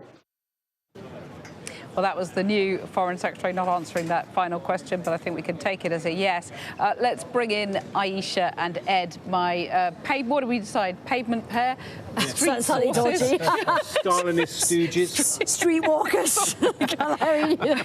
Anyway, John accused me of lowering the tone earlier, so I'm going to keep this classy. And just ask what you thought of Ed Miliband there saying, you know, honour of his life, clearly pretty pleased. How do you think he's going to be? How is he going to deal with Donald Trump? Because your old friend Harriet Harman said he'll be diplomacy incarnate. Well, I think that's going to be quite interesting to see. But look, when you take a step back, I mean, the Ed Miliband story is quite something, given, you know, he was leader of the party, he lost the election. He's had this big kind of comeback and is this big figure in British politics. I know there's probably a part of him that will be disappointed that he's not Chancellor, but Foreign Secretary is one of the great officers of state. And I wonder if his appointment there will mean something. There's a significant restructuring happening at the Foreign Office. There's been quite a lot of political heat from the left of politics about the cuts to the aid budget.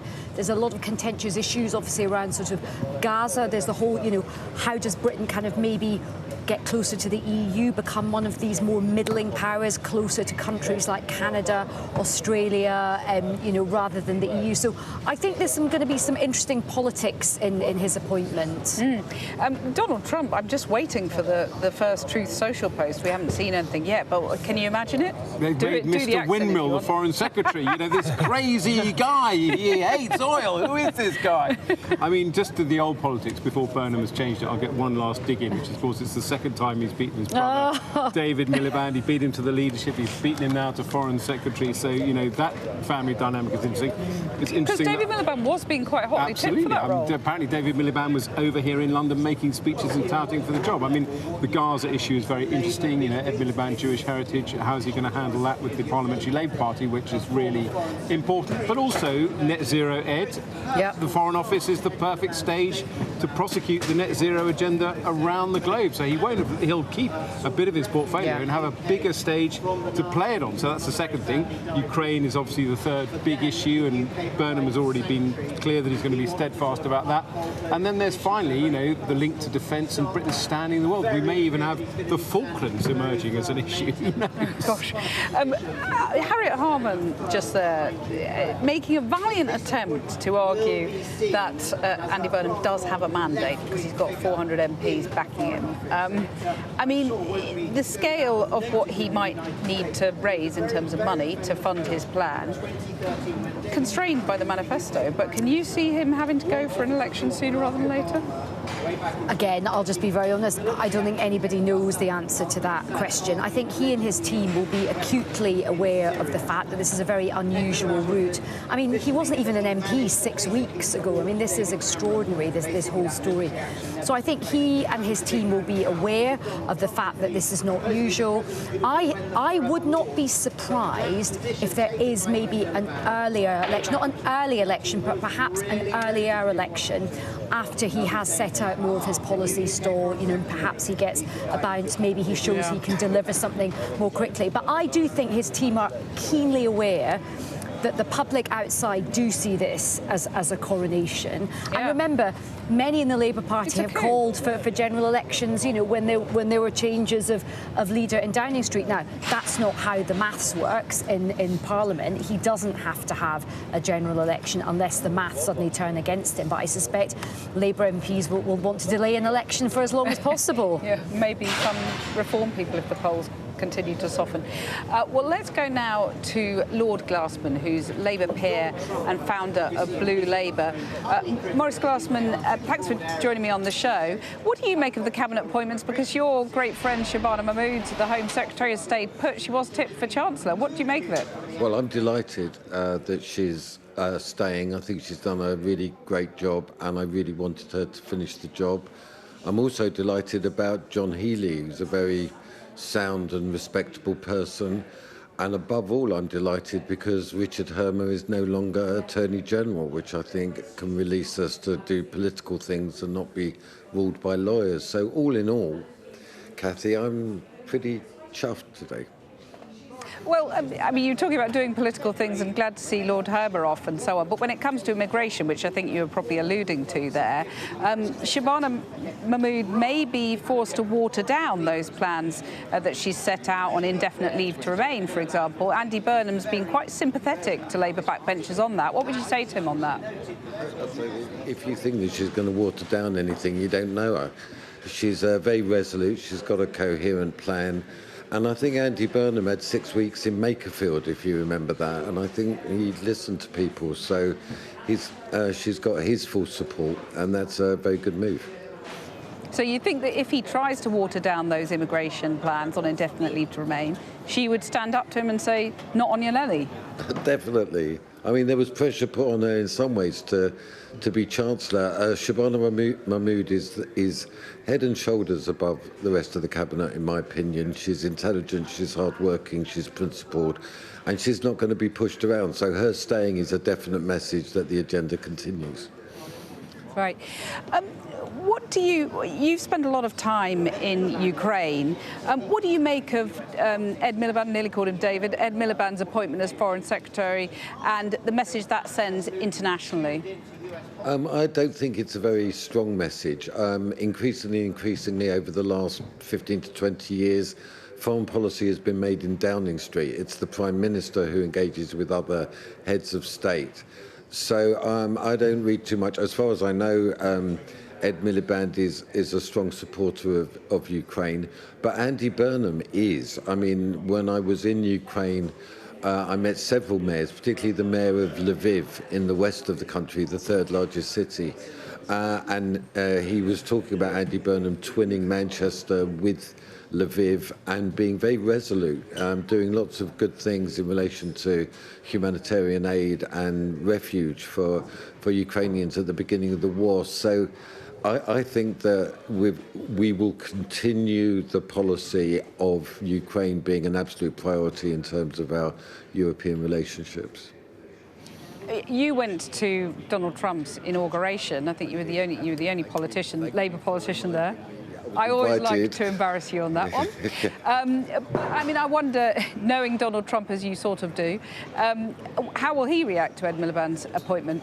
I don't think he'll notice, to be honest. Okay. I really don't. I don't really remember him referring to anybody other than heads of state.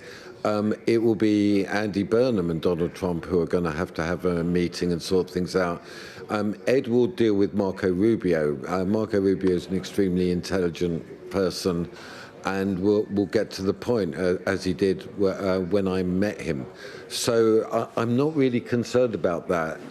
As far as I understand it, Ed's been moved out of domestic politics into that position. And it's very much the case these days that not heads of state in our case, that prime ministers deal with foreign policy, and I hope that is the case. When you look at the scale of what Andy Burnham set out, you know, he obviously wants to fix social care. He wants to do the biggest council house programme since the war. Cost of living, he's going to make a series of announcements tomorrow, which we're told will be quite sort of big bang. Are you pleased for his ambition, or are you worried that he's bitten off more than he can chew and he'll end up failing to deliver like many of the last prime ministers we've seen? Yeah, well, you're missing out the big one, which is industrial strategy. He is repeatedly committed. For that, he's going to need cheap, abundant energy. That's where I see the meaning of the movement of Ed Miliband from energy. There's going to have He's going to drill, baby, drill, is he? Well, I think he's going to be very English about it and drill to some extent, right? That's the point. He's going to use the existing North Sea oil. There's going to have to be a recalibration of the balance between renewables, nuclear. He's going to have to accelerate the nuclear. But that's actually at the heart of this government is, did you notice they talk about a new economic model? Well, central to that new economic model is actually to become a productive country again. That's where I see the real change in this government.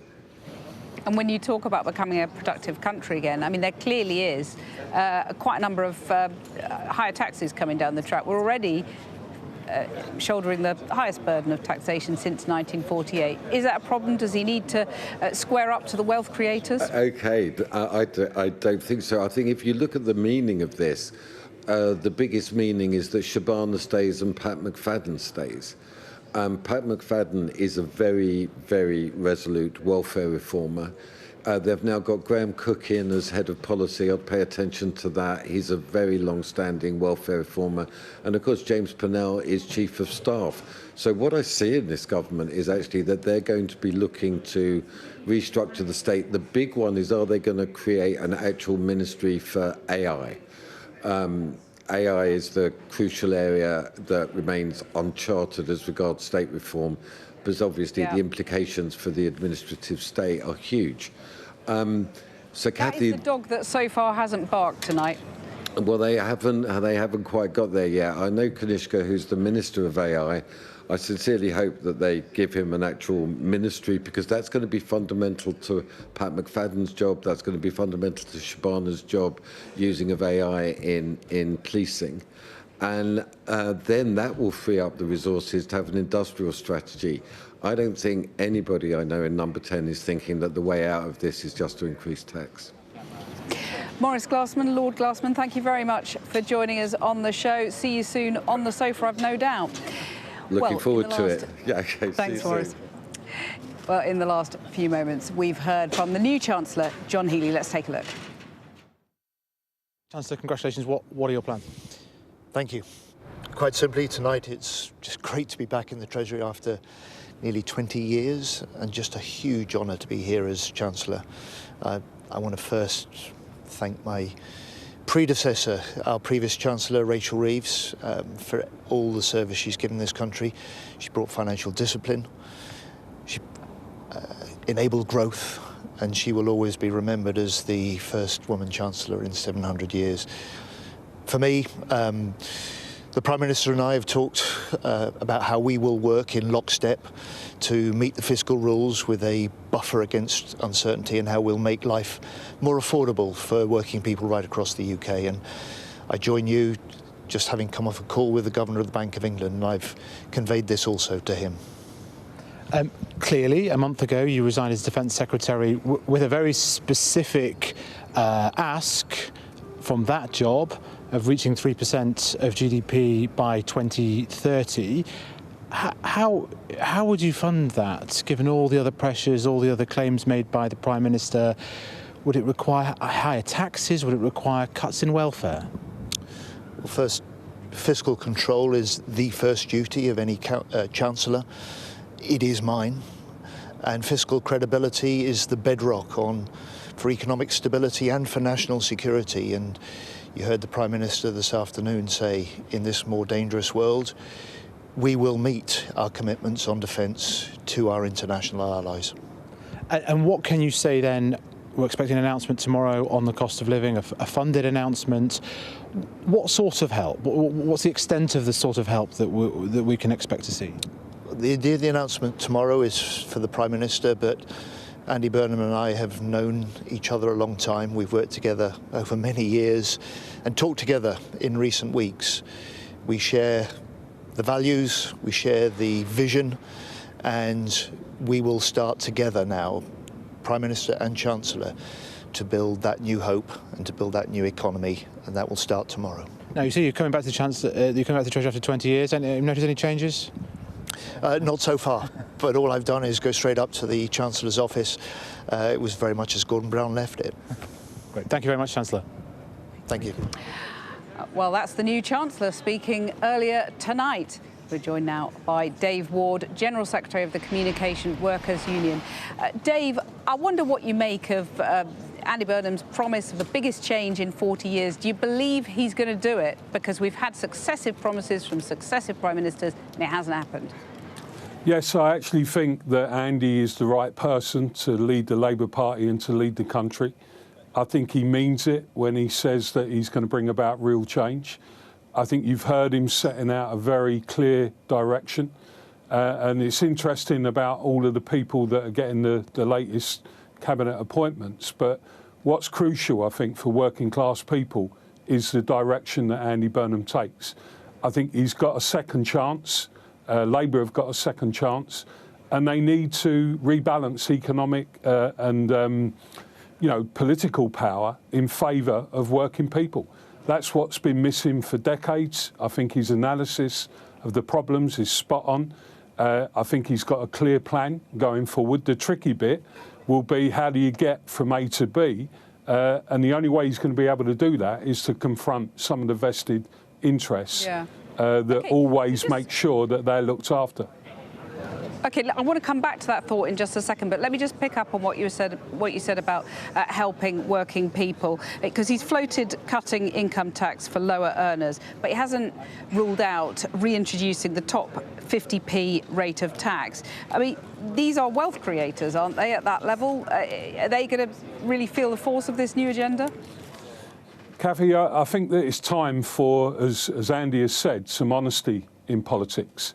And what I see is a lot of people who always make the argument that if you do this or if you do that, if you actually try to change what people want, that you're going to get people leave the country, you're going to get businesses going under. I think it's time, if we're going to have a serious discussion, is to remember here how much people have been left behind.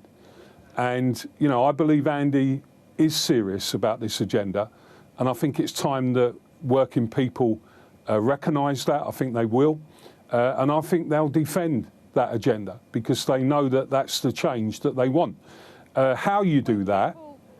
Sorry. Won't people start leaving the country if you're going to tax their wealth? They'll just see the UK as an unattractive place to be. Isn't that a risk? Or is it price worth paying? I think it's got to be a price worth paying if you want change. I think we have to be honest about the very simple point that Andy makes really well, is if you don't tackle and address inequality of wealth and power, you're never going to deliver change. And I think this is the problem that successive governments have faced. They've not been bold enough to tackle vested interests. I do accept that how you go about doing that needs a bit of thinking through. I believe Andy has got that plan. I think you'll start to see that over the coming days. But when you look at the amount of tax that you're getting from the higher earners already, if a lot of them leave the country, you're going to have a problem, aren't you? The new Prime Minister's going to have a big black hole in his balance sheet. Look, these issues that you focus on, and that others focus on, economists focus on, they're always the same issues. What I'm saying very clearly is Andy Burnham is going to be a Prime Minister for working class people. And I think that's long overdue, and we've got to help him, tackle some of these issues. I think working people will get behind Andy Burnham because I think he connects with them. I think he's being very clear here on the outcomes he wants. And the tricky bit, I accept, is how do you get from A to B?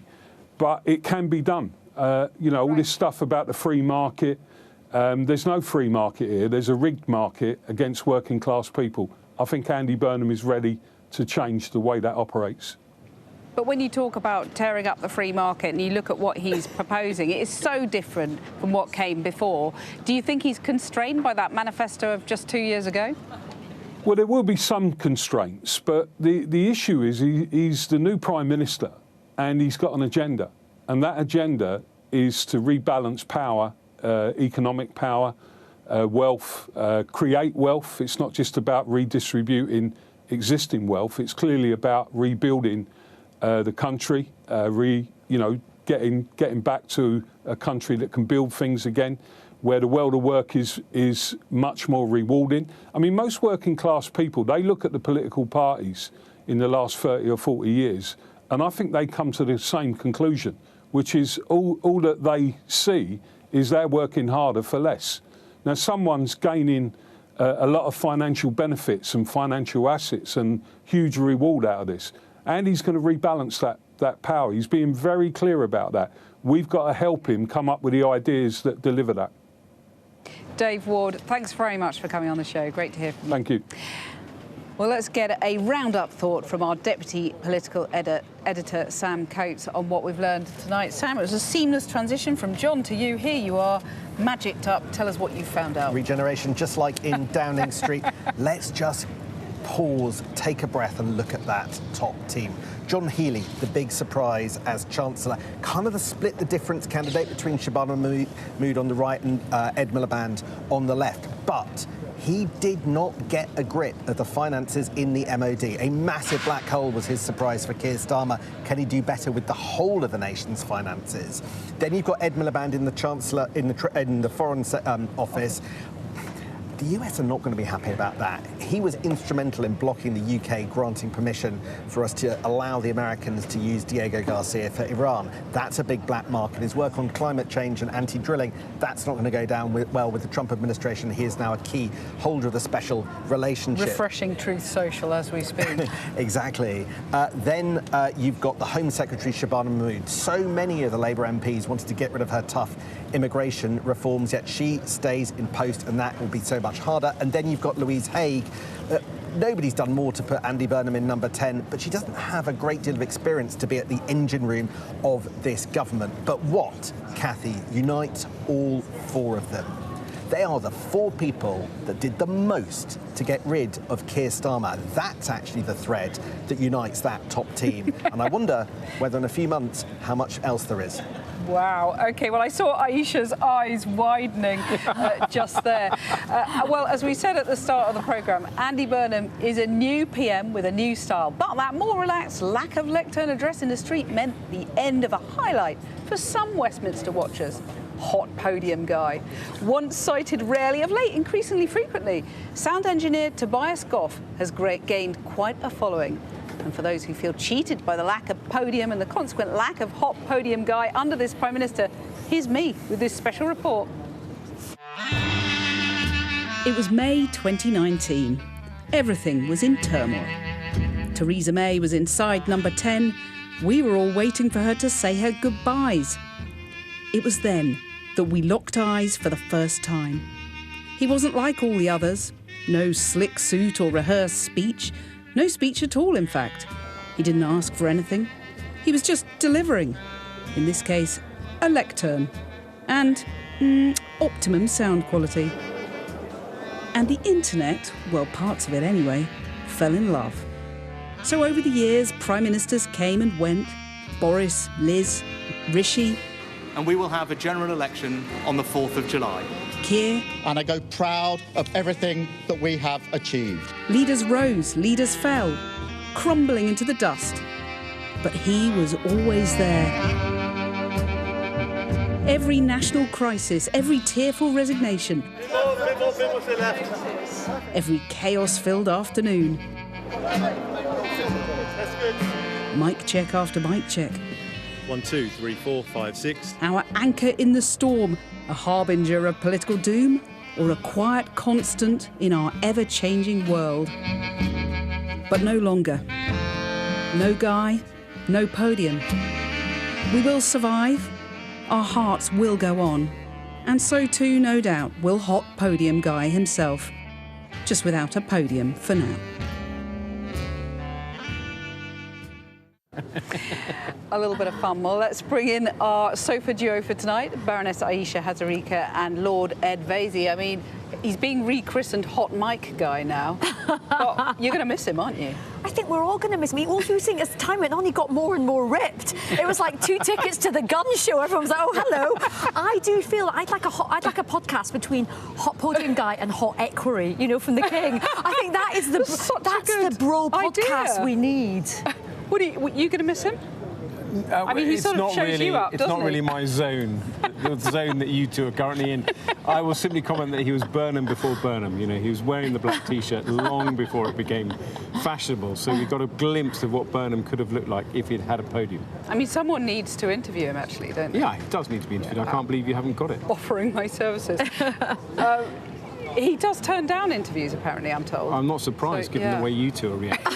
We've lowered the tone once again. I mean, listen, there's been a theme, right? There's been a consistent theme. That's why they pay us the big bucks. But just to show that we can do serious too. What are the known unknowns about the cabinet reshuffle so far? Well, there's a lot. I mean, there's still a whole lot of people in there scrapping over. But my sort of takeaways are, I totally agree with what Sam said. Look, you don't do a coup like this and not change things. And he's definitely gone in and he's had a big clear out of the stables. He's very much rewarded the people who got him here. In many ways, I think the party is going to move more to the left. I think these big significant positions. But 2 interesting things to, I think, appease the more centrist. Keeping Shabana Mahmood in the Home Office is really important because of immigration. There is going to be a row brewing there. There is a row. There is definitely, you know, I pick it up in the Lords. You hear it from MPs in the Commons. There's definitely going to be a rebellion. So that's the sign. And keeping Pat McFadden in DWP is really, really interesting. I think that means that he will want to do something on these Alan Milburn things. But we don't know about Wes Streeting yet, and we don't know. Which is interesting, given that, you know, he stood aside to give Andy Burnham an unobstructed path. Or maybe he just didn't have the numbers. It is. I mean, I did think we would be seeing Wes here, but I'm really interested in, there's still so many loyalists in that building behind us. Think about Angela Rayner, think about Lucy Powell, think about Lisa Nandy. I mean, we've just been, my mind's boggling in terms of what's the discussions that are happening at least now. 5 cabinet ministers in Downing Street, and yet you asked earlier if the reshuffle was going wrong. It does now feel there are bumps in the road, and as I said earlier, Wes, he's posted about Spain's victory in the World Cup on Instagram, but he hasn't made the perp walk up for a cabinet job. Will he get energy secretary? I'd be amazed if Wes Streeting is not in the cabinet. It'd be extraordinary. Right, well, it's been a pleasure chatting to you. I mean, I must say I'd quite like the sofa right now. My legs are aching after 2 hours on there. But thank you very much, both of you, and we'll see you in the studio next time. But that is it for tonight. We will see you again tomorrow at 7 p.m. We'll have all the news of what's happened in that cabinet reshuffle and those big policy announcements. Anna Botting's up next. Stay with us.